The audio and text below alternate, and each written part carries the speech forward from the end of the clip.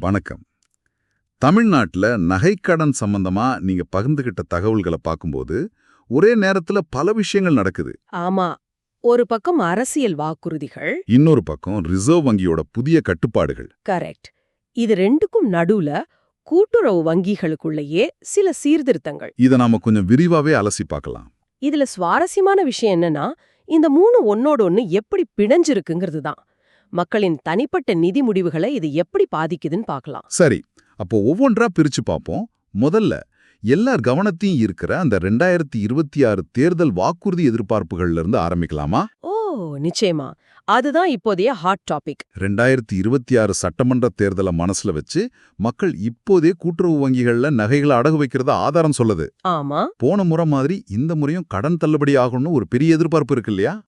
இத அரசியல் நிகழ்வுகள் மக்களோட நிதி நடத்திய எப்படி நேரடியா தூண்டுதுங்கிறதுக்கு ஒரு சிறந்த உதாரணம். ம், நீங்க சொன்ன மாதிரி திமுகவோட தேர்தல் அறிக்கை தயாரிக்கும் பணி கனிமொழி எம்பி தலைமையில இப்ப தீவிரமா போயிட்டு இருக்கு. அதுல இந்த நகைக்கடன் தள்ளுபடி ஒரு முக்கிய அம்சமா இருக்கலான்னு பரவலா பேசப்படுது. வெறும் நகைக்கடன் தள்ளுபடி மட்டும் இல்ல, கூடவே மகளிருக்கான உரிமை தொகை உயர்வு, அப்புறம் பெண்கள் தொழில் தொடங்க 10,000 ரூபாய் தர திட்டம். ஆமா. கல்வி கடன் தள்ளுபடி, அரசு காலி பணியிடங்களை நிரப்புறது. இனக்கட்டண குறைப்புன்னு ஒரு பெரிய பட்டியலே இருக்கு. ஆனா இந்த தள்ளுபடி எல்லோருக்கும் கிடைச்சிடும்னு அர்த்தம் இல்ல. அங்கதான் விஷயமே இருக்கு. ஆமா. போன தடவை அனுபவங்களை வச்சு பார்த்தா இதுல பல கட்டுப்பாடுகள் இருக்கும். உங்க ஆதாரம் சொல்ற மாதிரி இந்த தள்ளுபடிகள் பெரும்பாலும் கூட்டுறவு வங்கிகளுக்கு மட்டும்தான். ஓ, அப்ப கனரா வங்கி, எஸ்பிஐ மாதிரி மற்ற வங்கிகளுக்கு இது பொருந்தாது. பொருந்தாது. அது மட்டும் இல்லாம போன முறை போட்ட நிபந்தனைகள் ரொம்ப சுவாரஸ்யமானவை. ஆமா, அது என்னன்னா, ஒரு ரேஷன் கார்டுக்கு ஒரு நபருக்கு மட்டும்தான் தள்ளுபடி, அதுவும் 5 சவரனுக்கு குறைவா வச்சிருக்கணும். இதுல ஒரு பெரிய சிக்கல் என்னன்னா, ஒரே குடும்ப அட்டையில 2 பேர் கடன் வாங்கியிருந்தா, அதாவது அண்ணன் ஒருத்தர் தம்பி ஒருத்தர்னு வாங்கியிருந்தா. 2 பேருக்குமே தள்ளுபடி கிடையாதா? என்ன சொல்றீங்க? ஆமா, 2 பேருக்குமே கிடையாது. இது நிறைய குடும்பங்கள்ல பிரச்சனைய உண்டாக்குச்சு. அப்ப யோசிக்காம செஞ்ச மாதிரி இருக்கு. அது மட்டும் இல்ல, ஒரு குறிப்பிட்ட தேதியை அறிவிச்சு அதுக்கு முன்னாடி கடன் வாங்கினவங்களுக்கு மட்டும்தான் தள்ளுபடின்னு சொல்லியிருந்தாங்க. ஓ, விவசாயிகளுக்கு மட்டும் பட்ட ஆவணத்தை கொடுத்து வாங்கினவங்களுக்கு தள்ளுபடி செஞ்சதா கேள்விப்பட்டேன். ஆமா, அதுவும் ஒரு நிபந்தனையா இருந்துச்சு. அதனால வாக்குறுதிங்கிறது ஒரு பகுதி தான். ஆனா அதோட நிபந்தனைகள் என்னங்கிறது தான் ரொம்ப முக்கியம். சரி, இன்னதான் விஷயம் இன்னும் சுவாரஸ்யமா மாறுது. ஒரு பக்கம் தள்ளுபடி எதிர்பார்ப்பு மக்களை கடன் வாங்க தூண்டுது. ஆமா.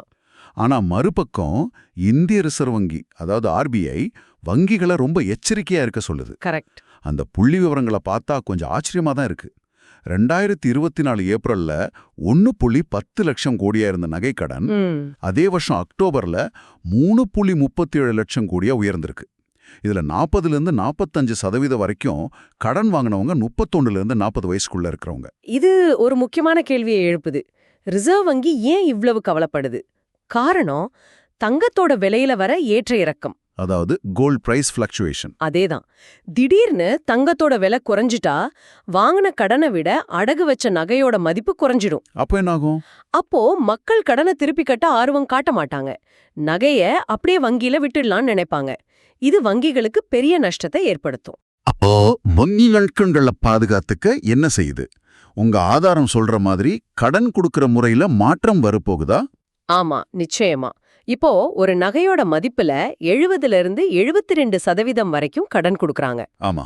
இனிமேல் ரிசர்வ் வங்கியோட அறிவுறுத்தல் படி இது 60லிருந்து 65% குறைக்கப்படலாம். ஓ, எளிமையா சொல்லணும்னா இனிமே அதே நகைக்கு முன்னாடி கிடைச்சதை விட கம்மியா தான் பணம் கடனா கிடைக்கும். சரியா சொன்னீங்க. இது சந்தையில இருக்கிற ஆபத்தை குறைக்க ஆர்பிஐ எடுக்கிற ஒரு நடவடிக்கை.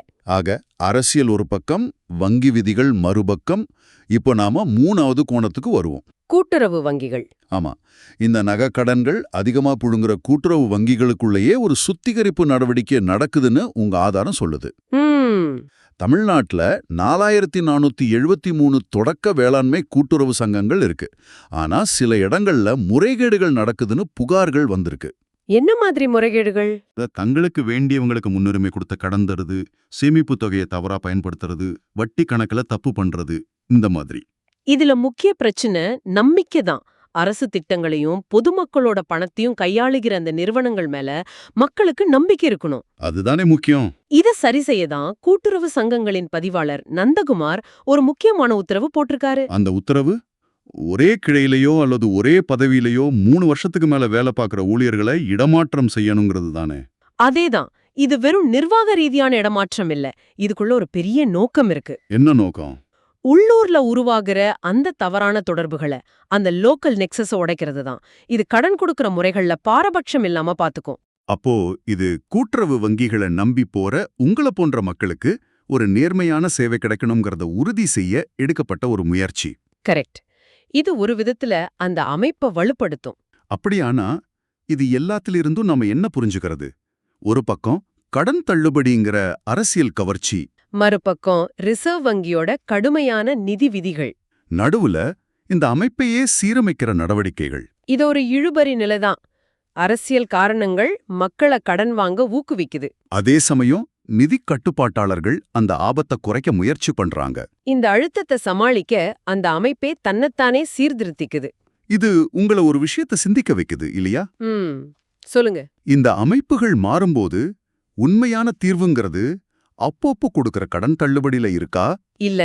இல்லனா மக்கள் இந்த மாதிரி தள்ளுபடிகளையே சார்ந்திருக்க தேவையில்லாத அளவுக்கு ஒரு வலுவான நிதி அமைப்பை உருவாக்குறதுல இருக்க? இது நீங்க யோசிச்சு பார்க்க வேண்டிய ஒரு விஷயம்.